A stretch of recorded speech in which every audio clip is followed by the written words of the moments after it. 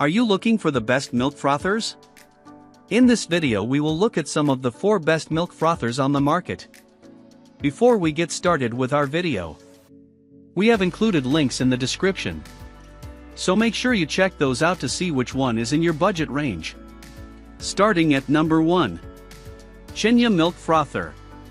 When I tested the Chinya, which is less than half the price of the Arachino, I found it to be a super solid machine.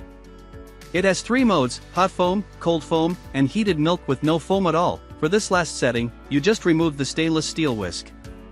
The consistency of the frothed milk is creamy and rich, but not so thick that I don't get any actual coffee in those first few sips. The heat disperses evenly, and the wide basin, larger than that of the Arachino, is easy to clean because there's more room to get my hand in there with a sponge. It's also the machine of choice for creative consultant and writer Harling Ross Anton, who I spotted using a slightly older model on Instagram. I bought it after reading tons of glowing reviews, and it has definitely lived up to them, she told me. I make myself a matcha latte every morning, so a good frother is critical. I like a decent layer of foam, but not so much foam that it's all air and no milk. I also like my milk to be quite hot. This frother gives me the perfect foam to milk ratio and temperature every time. At number 2. Nanofoamer Milk Frother. In general, battery-operated handheld frothers, which pretty much all have a small flat whisk at the end of a long handle that whirs quickly when you press a button, are weaker than their electric counterparts. That's why Suyog Modi, founder of Driftaway Coffee, and James McCarthy, coffee educator at Driftaway Coffee, are amazed at the performance of the Nanofoamer.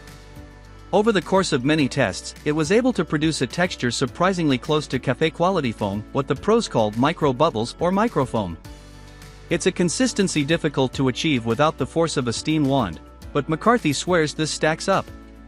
It kind of blew my mind honestly, he says, noting that the whisk comes with 3 different sized heads, and that the middle fine one was his and Modi's favorite for traditional microfoam. See Driftaway's reel for even more detailed instructions on how to use the gadget. At number 3. Bodum Milk Frother. I was surprised to hear nearly all of the experts I spoke with recommend a straight-up French press, the kind you make coffee in, or this Bodum Milk Frother that works in exactly the same way. Just heat your milk to 130 to 140 degrees in the microwave, and then use the press plunger to texture it, explains Nye. There are plenty of videos online that show the technique. In my own testing, I found it easy to get the hang of. I heated my milk over a low flame in a small pot on the stove for about 5 minutes. I didn't take the exact temperature, and then frothed.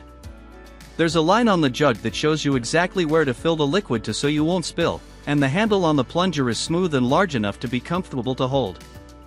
After about 45 seconds of moving it up and down, it results in a nice foam. I was worried it would yield larger bubbles than desired, but I could both see and feel the liquid getting thicker as I went along, surprisingly similar in texture to that which the gold whisk achieved. Ramage goes so far as to say he's seen people pour impressive latte art with milk frothed in a French press, and it's a method that Wong himself often uses at home. At number 4. Aerolatte Original Steam-Free Milk Frother. If you don't want to shell out so much, and you don't feel picky about microfoam, there are many other battery-operated milk frothers out there.